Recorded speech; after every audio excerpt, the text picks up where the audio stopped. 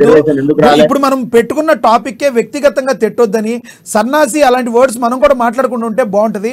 మామూలుగా మాట్లాడండి సార్, మీరు సన్నాసి అని తిట్టడం కరెక్ట్ కాదు. నేను ఒకటే విషయం తెలుసుకోవాలనుకున్నా.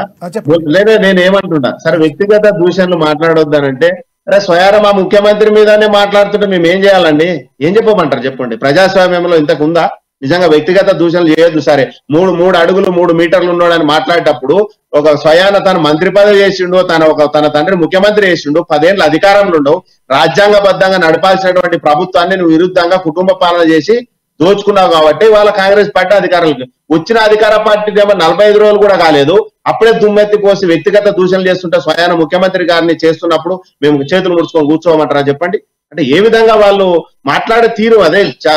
పెద్దలు చెప్పారు కదా, ముళ్ళుతోనే తీయాలా, రాయిని రాయితోనే కొట్టాలని. అట్లే వాళ్ళ ప్రజాస్వామ్యం నిలబడాలంటే, ప్రజలకు న్యాయం జరగాలంటే ఈ విధంగా దండయాత్ర చేసే వ్యక్తులను దండయాత్ర ద్వారానే వాళ్ళని దండన విధిస్తే తప్ప ఇవాళ ప్రజలకి మేలు జరిగే అవకాశం లేదు.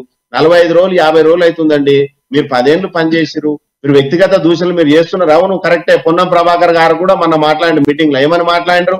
నలుగురిని బట్టలు కూడా తీసుకొడతారు. వ్యక్తిగత దూషణలు చేయొచ్చా అంటే? స్వయాన మంత్రులను బట్టలు కూడా తీసుకొడతావా? ఏ రోజైనా కాంగ్రెస్ పార్టీ వాళ్ళు మాట్లాడినట్ట నీలాగా? అంటే వాళ్ళు మాట్లాడితే మాత్రము సంసారం మేము మాట్లాడితే మాత్రం వేరే. అంటే నేను ఒకటే విషయం చెప్పదలుచుకున్నా, తను మంత్రిగా పనిచేసినప్పుడు హుందాగా మాట్లాడినప్పుడు హుందాగా మాట్లాడతారు. నువ్వు దిగజారి మాట్లాడినప్పుడు కాంగ్రెస్ పార్టీ కూడా దిగజారి నీకు సమాధానం ఎట్లా చెప్పాలో ఆ విధంగా చెప్తాం తప్ప, ఇంకా మీరు మీ గౌరవం లేకుండా ముఖ్యమంత్రి లెక్కలేదు, మంత్రులు లెక్క లేకుండా మీరు మాట్లాడినప్పుడు కాంగ్రెస్ పార్టీ మాట్లాడడంలో తప్పు లేదు.